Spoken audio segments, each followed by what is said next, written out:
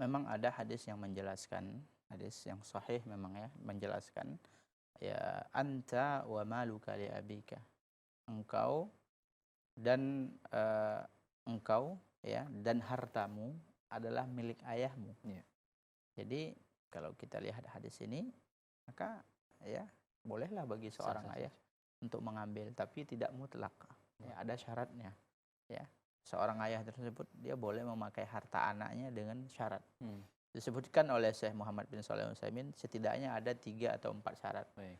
Yang pertama, ya hendaklah harta, jangan anak tersebut mendapatkan mudarat ketika dia ambil harta tadi.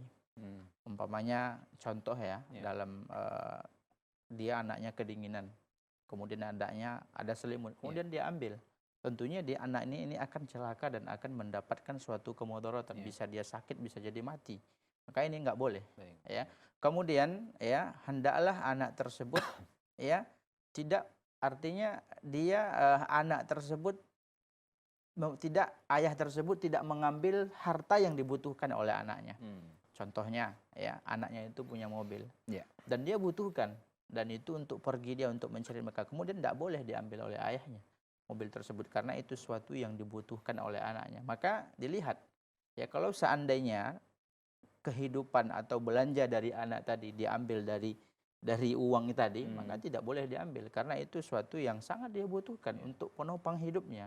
Akan tetapi kalau ada lagi pemasukan lain, ada lagi pintu rezeki yang lain yang insya Allah bisa untuk biaya sekolah dia, biaya hidup dia, makan dia, segala macam, itu diperbolehkan.